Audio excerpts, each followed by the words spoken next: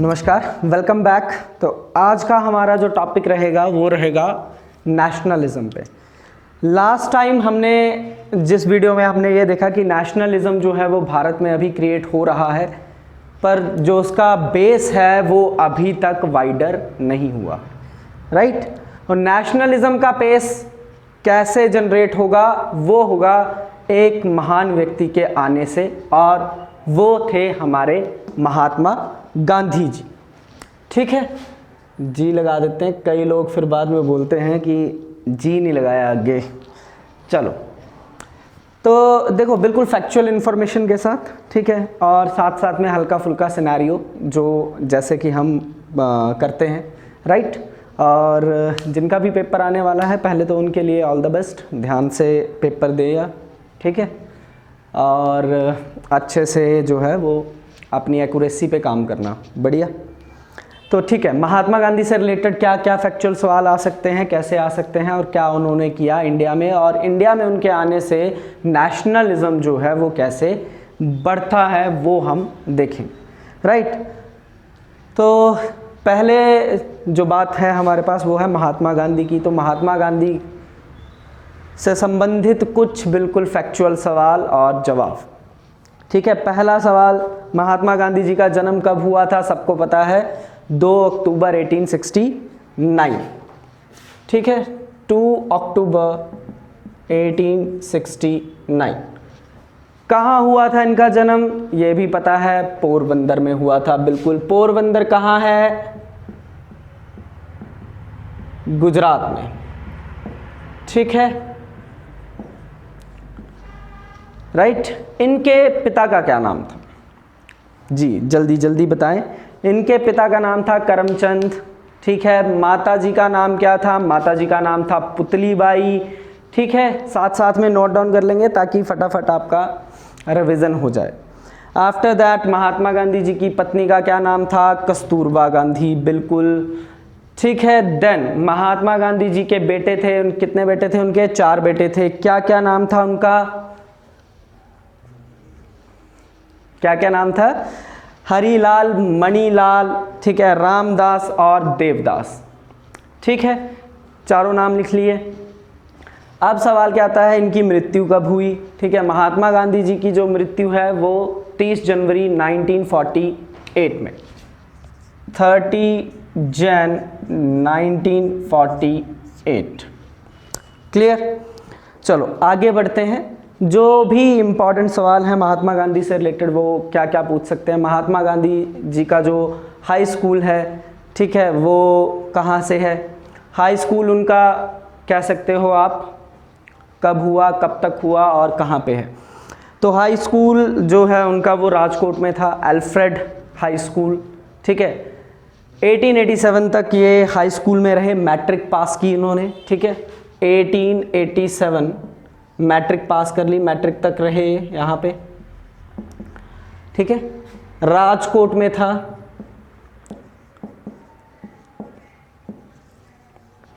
ठीक। Then after that ये 1888 में ये पढ़ने के लिए इंग्लैंड चले जाते हैं। ऐसा है, 1888 में जाते हैं या नहीं जाते हैं?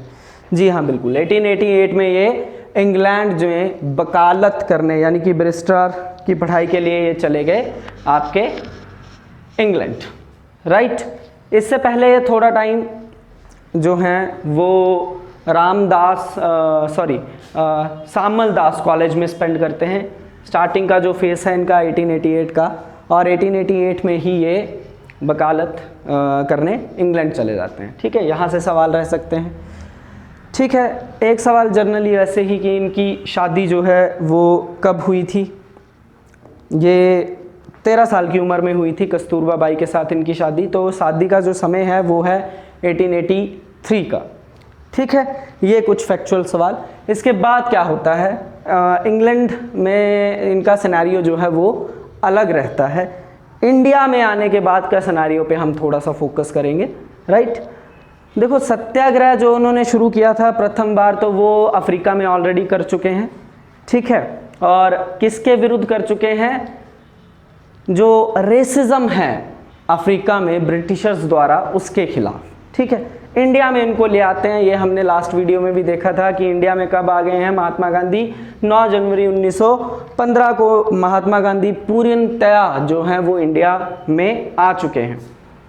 ठीक है, और इसी दिन को हम एज आ प्रवासी भारतीय दिवस भी मनाते हैं। ठीक है, ये सवाल काफ़ी महत्वपूर्ण है। 9 जनवरी का जो डे है वो एज आ नॉन रेजिडेंशियल इंडियन के रूप में मनाया जाता है, प्रवासी भारतीय दिवस के रूप में।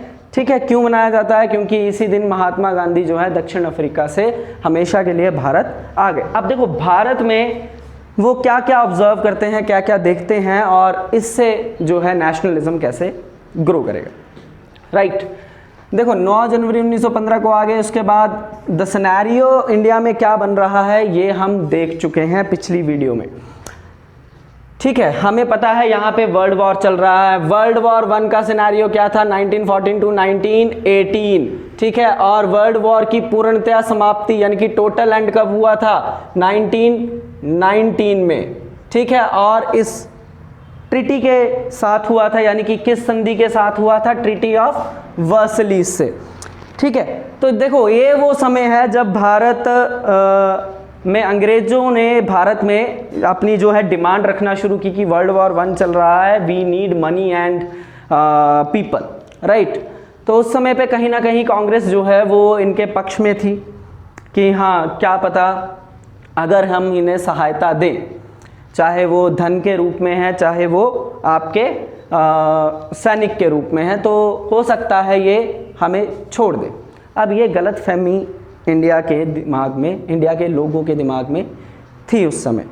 ठीक है, तो इन्होंने हेल्प की। अब सेम सिनेरियो आप क्या देखते हैं कि कांग्रेस जो नरम दल और गरम दल में बटी है, यानी कि मॉडरेट्स और एक्सट्रीमिस्ट में, तो 1916 में ये ज्वाइंट हो जाते हैं।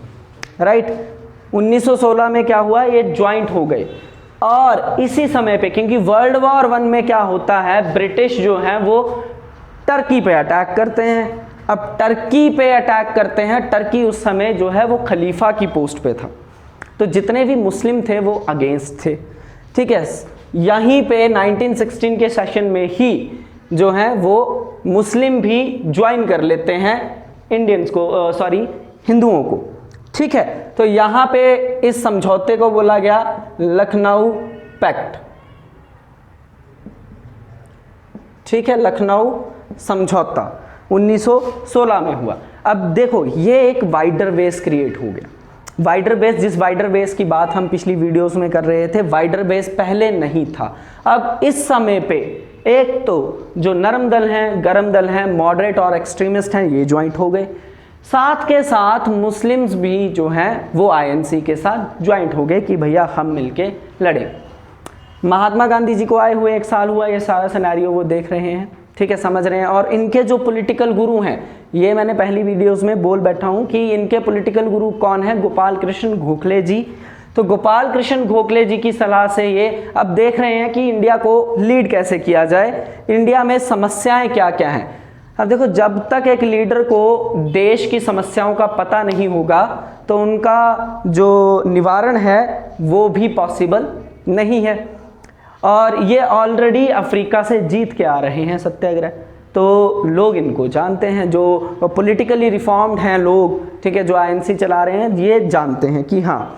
तो अब उनकी सलाह से, गोपाल कृष्ण गोखले की सलाह से ये भारत भ्रमण पे निकल जाते हैं कि मैं इंडिया को स्टडी तो करूं कि इंडिया में प्रॉब्लम्स क्या हैं, इंडिया में क्या क्या फेस किया जा रहा है और इनका सल्यूशन क्या है। राइट, और भारत भ्रमण पे निकल गए।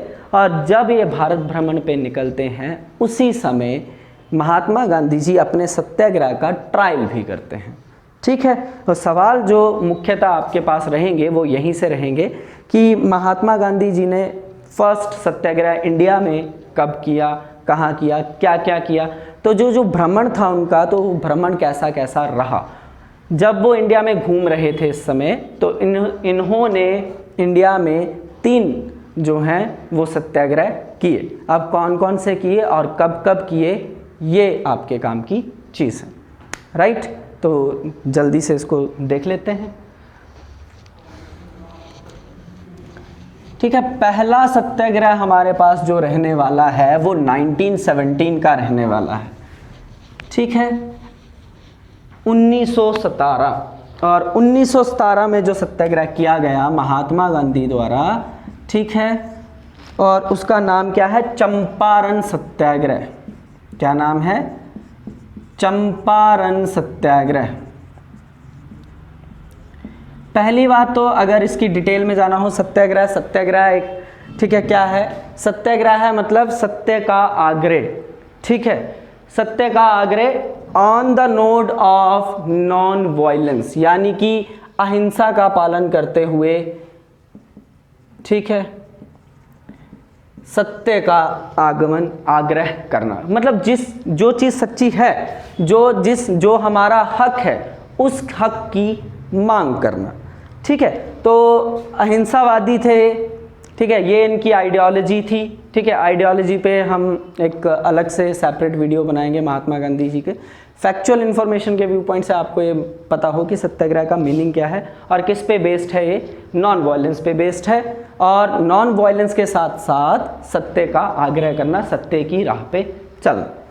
ठीक, देन चंपारण सत्याग्रह की बात करते हैं हम। सवाल यह है कि चंपारण सत्याग्रह कब हुआ, आपके पास है इसका जवाब। चंपारण कहाँ पे है, ये आप ढूंढ के मेरे को बताएंगे। ठीक है, चंपारण जो है सत्याग्रह कहाँ हुआ, किस प्रदेश में हुआ, आज के समय पे वो प्रदेश कौन सा है, वो आपको हमें बताना है। राइट, तो चंपारण सत्याग्रह में क्या था, अब हल्का सा आप इसको बैकग्राउंड में जाओ तो चंपारण सत्याग्रह में था 3 कठिया सिस्टम।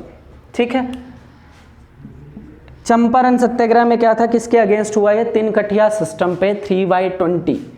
ठीक है, होता क्या था, इन एरियाज़ पे जो नील की खेती है वो ज़्यादा की जाती थी, और नील की खेती से क्या होता था कि हर किसान को कंपल्शन थी कि अपनी लैंड के इतने हिस्से पे 3/20 पार्ट पे उसे नील की खेती करनी पड़ती थी। ठीक है, अब नील की खेती करनी पड़ती थी तो उससे क्या होता था, वो कंपल्शन थी, जिसके पास लैंड ही थोड़ी सी है और इतने हिस्से पे अगर वो नील उगाएगा तो बाकी फसल जो है वो कहाँ से उगाएगा। ठीक है, और दूसरी बड़ी बात, एक बार अगर आप एक ज़मीन पे किसी भी लैंड के एक पोर्शन पे अगर आप नील जो है वो लगा देते हैं तो उसके बाद जो दूसरी फसल है वो दोबारा नहीं उगती, यानी कि एक काइंड से भूमि जो है वो बंजर हो जाती है, जितने भी उपजाऊ न्यूट्रिशंस जो होती हैं, मिट्टी की जो वैल्यू है वो ख़त्म कर देते हैं। ठीक है, तो इससे किसान काफ़ी पीड़ित थे। तो अब महात्मा गांधी जी इस समस्या को पहचानते हैं। ठीक है, और इसके खिलाफ खड़े होते हैं। ठीक है, तो अंग्रेज़ों को ऑब्वियसली झुकना पड़ा था यहाँ पे। तो पहला इनका जो ट्रायल रहा वो सफल रहा। ठीक है, किसके लिए हुआ, ये हुआ नील के लिए।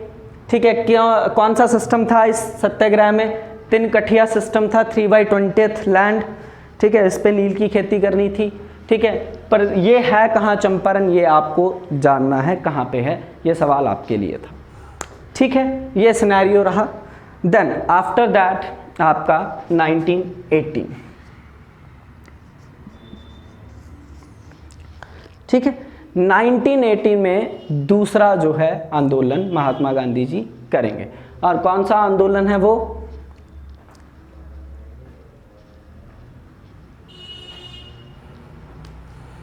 Any guesses, who told me. हाँ, अच्छा मैं ऑप्शन देता हूँ, 2 ऑप्शन। चंपारण तो हो गया, ठीक है, एक है अहमदाबाद मिल स्ट्राइक, ठीक है, और दूसरा कौन सा है, खेड़ा सत्याग्रह। ठीक है, देखो दोनों सत्याग्रह, खेड़ा सत्याग्रह भी और अहमदाबाद मिल स्ट्राइक भी, ये दोनों के दोनों 1918 में ही हुए। ठीक है, इसको हम ऐसे लिख देते हैं। ठीक है, तो अहमदाबाद मिल स्ट्राइक भी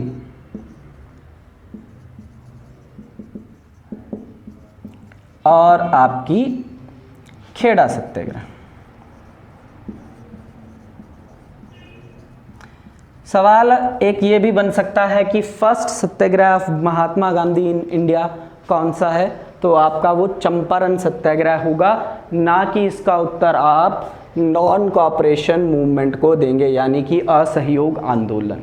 ठीक है, ये उत्तर नहीं रहेगा, आपका उत्तर जो रहेगा वो चंपारण रहेगा, गांधी जी का प्रथम सत्याग्रह। ठीक है, तो एक एक करके हम दोनों को देखते हैं, खेड़ा सत्याग्रह और अहमदाबाद स्ट्राइक। पहले खेड़ा सत्याग्रह को एनालाइज कर लेते हैं। देखो, खेड़ा भी एक जगह है, अब ये भी आपको फाइंड करना है कि खेड़ा कहाँ पे है। ठीक है, तो खेड़ा सत्याग्रह की खासियत थी कि वहाँ के जो किसान थे वो काफ़ी परेशान थे हैवी टैक्सेस की वजह से।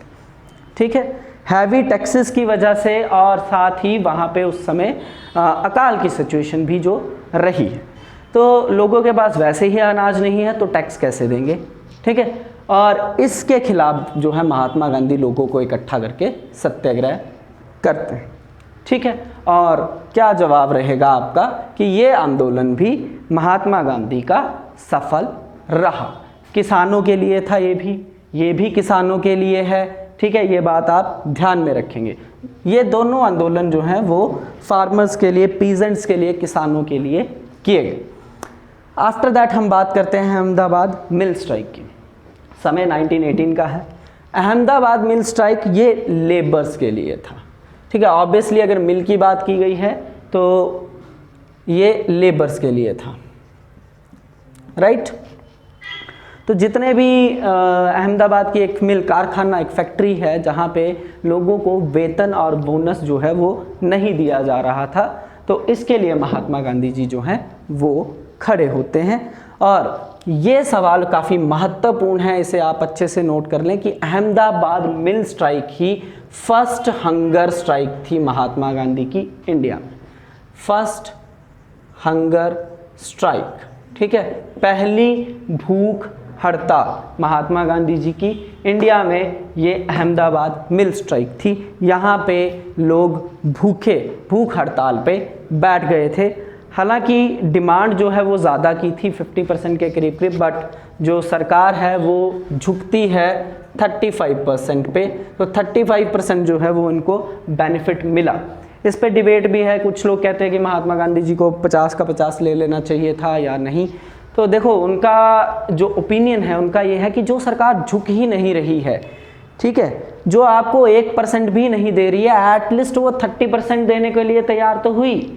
ठीक है, तो ये डिबेट भी रहे कुछ साथ साथ में। अब आप नेशनलिज्म को इसके साथ कैसे जोड़ सकते हो, ये जो है इनके 3 मुख्य आंदोलन रहे, और सत्याग्रह का आप इसको इंडिया में ट्रायल भी कह सकते हैं। ठीक है, नेशनलिज्म कैसे जुड़ा, आप देख रहे हो कि किसानों के लिए एक तो लड़े, किसानों के साथ साथ जो लेबर हैं उनके लिए लड़े। तो ये सारे लोग जो पहले आपकी नेशनलिज्म मूवमेंट में यानी कि फ्रीडम स्ट्रगल में पार्ट नहीं ले रहे हैं। ठीक है, महात्मा गांधी जी के आने से ये सारे लोग यूनाइट होके फ्रीडम स्ट्रगल में पार्ट लेंगे, इसलिए इस पीरियड को ग्रोथ पीरियड कहा गया नेशनलिज्म का। क्लियर? ठीक है, ये तो महात्मा गांधी जी का सिनेरियो। अब सेम सिनेरियो हम पीछे ऑल इंडिया के बेसिस पे, आईएनसी के बेसिस पे देखें तो इस समय वर्ल्ड वॉर चल रहा है, बढ़िया। ठीक है, अब हुआ क्या कि जब वर्ल्ड वॉर जो 1 है वो ख़त्म हो गया, तो टर्की से उसकी ऐसी कुछ किताबों में आपको मिलेगा कि ये अफवाह भी डाली गई, ठीक है, कि टर्की से जो है वो खलीफा का पोस्ट छीनने की कोशिश की गई। अब ये बात मुस्लिमों को जो है वो बिल्कुल भी मंजूर नहीं थी। ठीक है, तो ये टोटल जो है वो अगेंस्ट हो गए, और इसके अगेंस्ट में इन्होंने खिलाफत कमेटी, ठीक है, खिलाफत कमेटी जो है वो बिठाई। ठीक है, और कब बिठाई? 1919, जिसमें सभी मुस्लिम जो थे वो प्रेजेंट थे। ठीक है, आगा खान और मोहम्मद अली जिन्ना जो हैं वो इनको लीड कर रहे हैं। देन खिलाफत कमेटी में क्या प्रोविज़न पास किए गए कि अंग्रेज़ों के खिलाफ जो है वो लड़ना है और खिलाफत आंदोलन जो है वो शुरू करना है, और महात्मा गांधी जी भी इस सभा में थे। अब इन्होंने ये सोचा कि ये समय जो है वो क्या है, काफ़ी अच्छा समय है जिसमें हम एकजुट होकर पूरे इंडिया के लिए लड़ सकते हैं, राइट। तो इन्होंने सुजेशन दिया आईएनसी को कि क्यों ना हम जो सोच रहे हैं आंदोलन करने के लिए, ये एक बेहतरीन समय है, काफ़ी अच्छा समय है, तो हम जो आंदोलन की शुरुआत जो करेंगे वो क्यों ना खिलाफत आंदोलन से ही करें। ठीक है। तो प्लान बन गया कि भैया नॉन कोऑपरेशन मूवमेंट जो है NCM, नॉन कोऑपरेशन मूवमेंट यानी कि असहयोग आंदोलन जो है वो चलाया जाएगा, और ये चलाया जाएगा खिलाफत आंदोलन के साथ। ठीक है, तो यानी कि नॉन कोऑपरेशन मूवमेंट या असहयोग आंदोलन की शुरुआत किससे हुई? खिलाफत आंदोलन से हुई, खिलाफत मूवमेंट से हुई। और इन दोनों का जो समय है वो कब रहेगा? वो रहेगा आपका 1920। ठीक है, तो मूवमेंट जो है वो शुरुआत हुई 1920 में।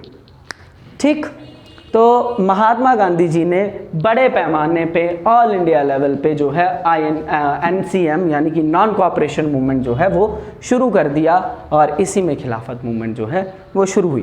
और इसके प्रोविज़न क्या थे? इसमें क्या बोला गया कि भैया बाइकआउट कर दो। ठीक है, सबसे पहला फंडा बाइकआउट का। बाइकआउट का क्या बाइकआउट कर दो? जितनी भी अंग्रेजी वस्तुएं हैं सबका बाइकआउट कर दिया जाए।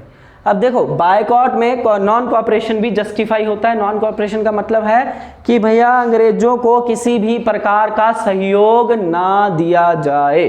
किसी भी प्रकार का अगर अंग्रेजों को सहयोग नहीं मिलेगा, अंग्रेज मजबूर हो जाएंगे और देश छोड़ के चले जाएंगे। ठीक है, तो ऐसा प्लान इन्होंने किया। सारे स्कूल कॉलेजेस जितने भी आपके डिपार्टमेंट्स थे, गवर्नमेंट डिपार्टमेंट थे, पब्लिक डिपार्टमेंट थे, सबको बाइकआउट कर दिया गया। स्वदेशी को इसमें प्रमोट किया गया, लोगों ने आना जाना बंद कर दिया। ठीक है, अब ऑब्वियसली अंग्रेजों को इससे नुकसान होगा, डेफिनेटली। ठीक है, परंतु ये अच्छा चल रहा था कुछ समय तक, ज़्यादा समय तक चल नहीं पाया। 1922 में इसको बंद भी करना पड़ा, क्योंकि 1922 में घटना घट जाती है, और वो घटना जो है वो महात्मा गांधी जी के असूलों यानी कि प्रिंसिपल्स के टोटल खिलाफ रही। ठीक है, और वो घटना क्या थी 1922 की? चौरी चौरा। ठीक है, चौरी चौरा का कांड। ठीक है, चौरी चौरा इंसिडेंट। और चौरी चौरा इंसिडेंट में क्या था? चौरी चौरा इंसिडेंट में जो लोग जो प्रोटेस्ट करते हैं, प्रोटेस्ट कर रहे थे, भीड़ की भीड़ जा रही है, शांति से जा रही है। ठीक है, अब कुछ गर्म खून तो बीच में होते ही हैं। तो हुआ क्या कि उस भीड़ को कंट्रोल करने के लिए, उसको आगे ना बढ़ने के लिए, ठीक है, जो ब्रिटिश सोल्जर्स हैं पुलिस स्टेशंस के, वो उनको प्रोटेस्ट करने के लिए, उनको रोकने के लिए जो है वो आते हैं। ठीक है, और इसमें धक्का मुक्की हो जाती है। ठीक है, कुछ लाठियाँ इधर से पड़ती हैं, कुछ वो मारते हैं। तो इसमें जो यूथ था वो काफ़ी वायलेंट हो जाता है, और लोगों ने क्या किया, पूरा का पूरा जो आपका पुलिस स्टेशन था, ठीक है, वो ही जला दिया। और इसमें जो पुलिस कर्मचारी थे उनको भी बंद करके उनको भी जला दिए। तो इस घटना से जो है महात्मा गांधी काफ़ी नाखुश रहते हैं, क्योंकि उनके प्रिंसिपल में जो है वो क्या है? नॉन वायलेंस है, अहिंसा। उनका मानना था कि कोई भी काम जो है वो अहिंसात्मक तरीके से होना चाहिए, हिंसा जो है वो नहीं होनी चाहिए। महात्मा गांधी की एक फेमस कोट भी है, ठीक है, कि अगर आँख के बदले आँख मांगते रहेंगे तो एक दिन पूरी दुनिया जो है वो अंधी हो जाएगी। ठीक है, इट्स अ नेचुरल थिंग। अगर आप एक बार किसी को मारते हो, दूसरा भी एक बार थप्पड़ मारेगा, फिर ये सिचुएशन चलती रहेगी, फिर वो बदला लेगा, देन आप लोग, तो ऐसा क्या होगा कि सब ये कभी भी ये साइकिल जो है वो रिपीट चलता रहेगा, और कभी भी स्टेबिलिटी नहीं आएगी। तो महात्मा गांधी के जो विचार हैं वो इस तरह के थे, जिस कारण इनको 1922 में जो है असहयोग आंदोलन रद्द करना पड़ा। ठीक है, इसके बाद का जो बेस है वो कैसे बनेगा वो हम देखेंगे नेक्स्ट वीडियो में। ठीक है, धन्यवाद।